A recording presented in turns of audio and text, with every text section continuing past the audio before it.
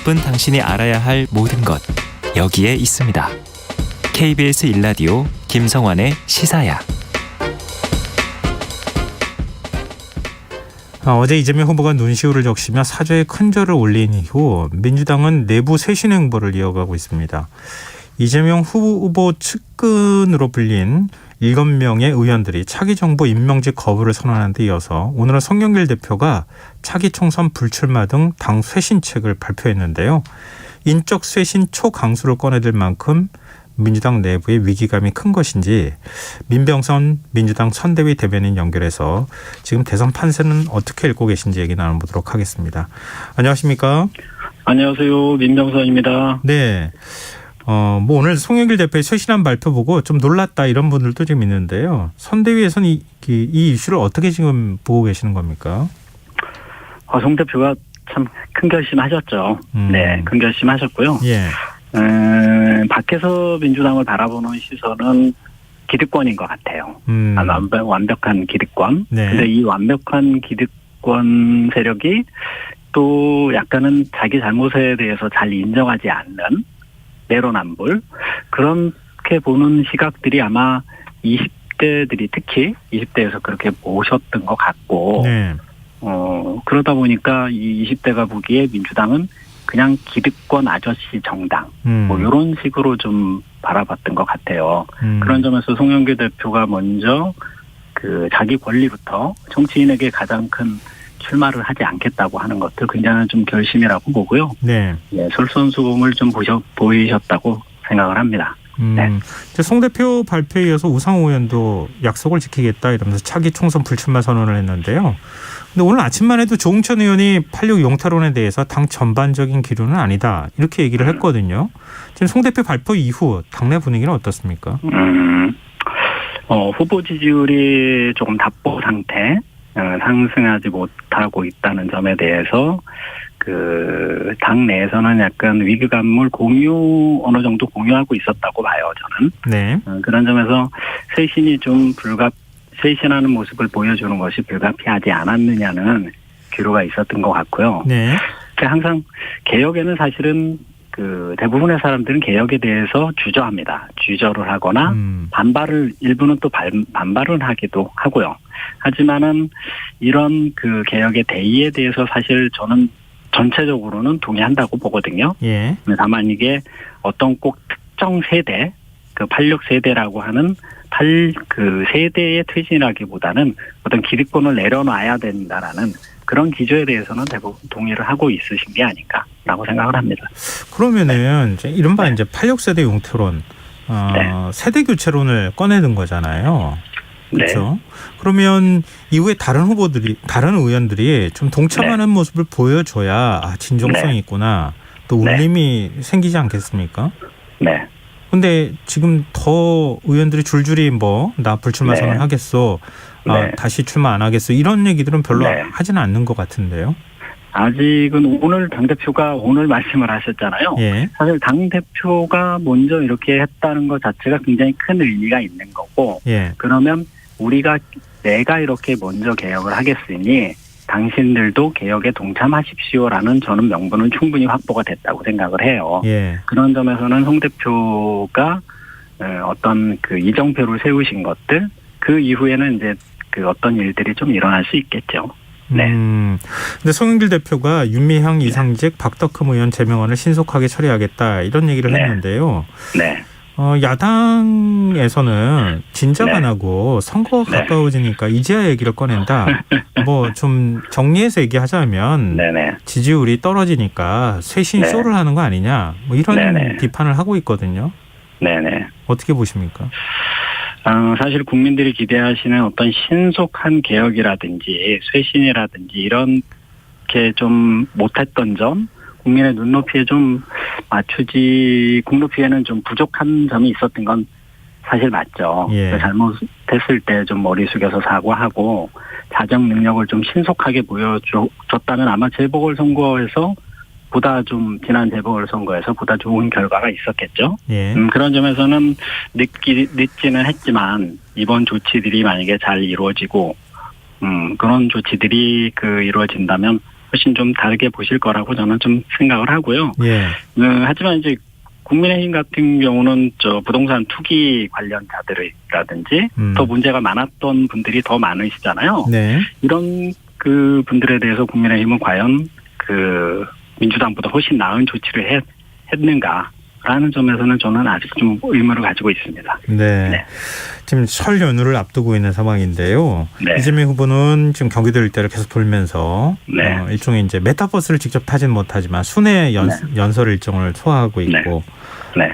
지금 이렇게 당 쇄신을 발표하기도 했고 네. 이 일종의 이제 수도권 민심을 의식한 거라고 봐야 되는 겁니까?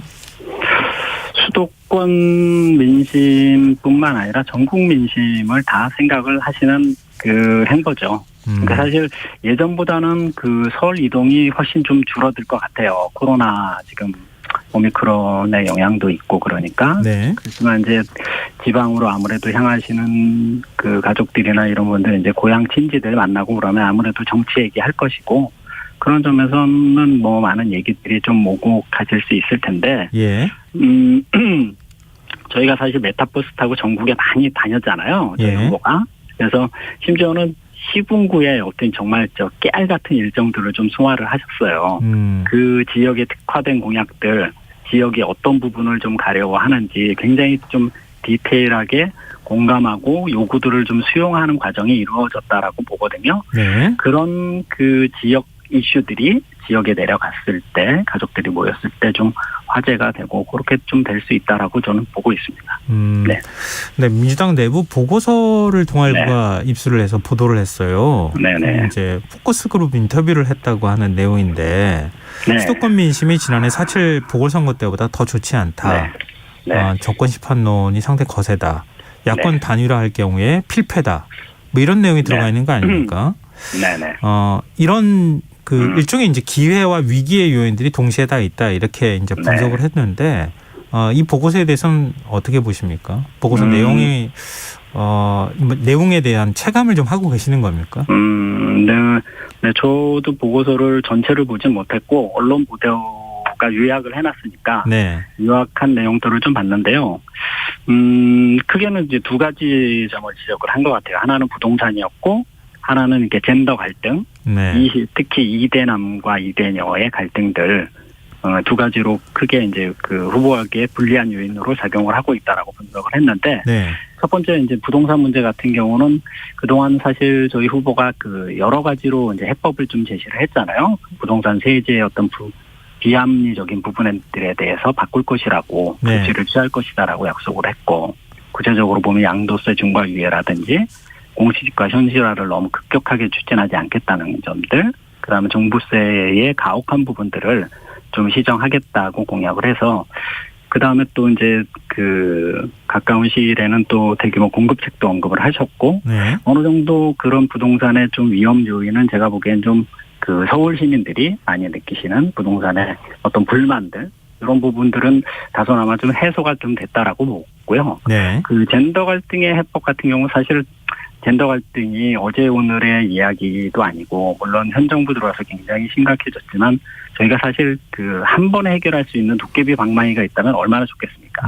근데 사실 그런 도깨비 방망이는 없거든요. 네. 근데 국힘이 제시하는 거는 사실 그 갈라치기를 하고 있잖아요. 네. 그러니까 젠더 갈등을 격화시키는 여가부 폐지 이런 식으로 여성들의 마음을 그 이렇게 좀 상하게 하는 조치들을 했는데 반면 저희 후보 같은 경우는 합리적 조정을 이야기했습니다. 네. 남녀의 갈등 현상을 좀 인정하고 양쪽의 이야기를 균형감 있게 듣고 그것에 맞는 합리적인 토론과 제도화를 통해서 해법을 찾겠다라고 얘기했는데 결국은 저는 집단지성이라고 하는 것은 합리성을 좀 지향한다고 봐요. 예. 그런 면에서 젠더 갈등을 과연 누가 그 올바른 해법을 가지고 있는지 네. 유권자들이 현명하게 판단하실 거라고 봅니다. 네.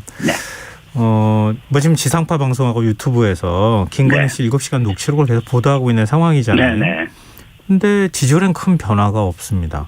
네네. 이재명 후보 뭐 이른바 욕설 파일이 공개가 돼서 두 가지가 상쇄된 것 아닌가 뭐 이런 얘기도 나오는데요. 네. 이런 경향 어떻게 보고 계십니까? 캠프에서는? 먼저 김건희 씨 녹취 파일을 저도 이제 보도를 통해서 조금 봤는데, 이제 뭐 결정적인 한 방이 없었다. 한 방이라고 하는 건 아마 대부분 법적인 문제를 말씀을 하시는 것 같아요. 예. 법적인 문제에 있어서 김건희 씨가 언급했던 부분이 법적으로 크게 문제 삼을 수는 없지를 않느냐. 다만 기자에 대해서 매수 의사를 보인 점, 그다음에 미투라든지 이런 성문제 관련해서 과연 곧 그 영부인이 되실 만한 분이 성의식적인 면에서 굉장히 부족하지 않느냐. 그다음에 뭐 집권하면 우리가 어떻게 하겠다느니 뭐 이런 식의 발언들을 하는 거는 문제가 된다라고 보고, 네. 그것이 법적으로 문제가 없을지언정 저는 어떤 결정적인 순간들 유권자들이 투표를 하는 시점에서는 결국 국민들의 머릿속에 느낌으로서 분명히 남아있으리라고, 영향이 있으리라고 보거든요. 네. 반면 저희 후보가 어제도 그 성남시장에 가서 어머니가 일하셨던 그 시장에 가서 그 가족의 문제들, 네. 욕설의 문제들을 다시 해명을 하고 잘못했다라고 사과를 하고, 그거는 지극히 이제 개인적인 사적인 영역에서의 문제들이기 때문에 제가 보기에는 충분히 유권자들이 양해를 하실 거라고 저는 그렇게 생각을 합니다. 네, 알겠습니다. 입장으로 좀 이해하겠습니다. 네. 지금 김건희 씨가 조만간에 모습을 드러낼 것이다. 이런 네. 얘기도 나오고 있거든요. 네. 뭐 포털 사이트 프로필을 등록을 네, 했다. 네. 이제 이런 네, 네. 소식까지 확인이 되고 있는데요. 네네. 이런 지금 이렇게 후보 배우자가 사실 오히려 좀 늦었다. 대중에게 네. 모습을 드러내는 게 이런 지적도 좀 네. 있긴 한데 이런 네. 움직임 어떻게 보십니까? 당연히 등장하셔야죠. 등장하시고 검증을 받을 부분이 있다면 그 영부인으로서 공적 책무를 수행을 하시는데 과연 적합하느냐라고 그 공개적인 검증을 받으실 그 책무들이 있으시기 때문에, 네. 책무가 있기 때문에 그런 부분에서 얼른 등장을 하셔야죠. 네. 이거 하나 좀 간단하게 여쭤볼게요. 네. 후보 양자 토론 어떻게 되는 네. 겁니까? TV 토론? 양자 토론 지금 막판 좀 의견 조율, 날짜에 대한 의견 조율들이 있는 것 같고요. 예. 네. 그쪽에서 결국 양자 토론이 되건 다자 토론이 되건 토론에 응하지 않으면 결국 그 국민들한테 너무나 큰 의구심을 줄 수 있다는 부분들을 국민의힘도 잘 알고 있기 때문에, 네. 결국은 뭐 지금 된다 안 된다까지 뭐 얘기들이 뭐 세간에는 좀 퍼지는 것 같은데, 예. 결국은 응할 수밖에 없다라고 저는 생각을 하고요. 예. 네, 합리적인 그쪽에서도 합리적인 결정을 할 것이라고 저는 생각을 합니다. 네. 설 때 토론을 네. 한다는 걸 전제로 준비하고 계신다. 그렇게 입장 이해하면 되겠네요. 네네. 네, 알겠습니다. 오늘 말씀 여기까지 듣겠습니다. 고맙습니다. 네, 감사합니다. 네, 지금까지 민병선 민주당 선대위 대변인이었습니다.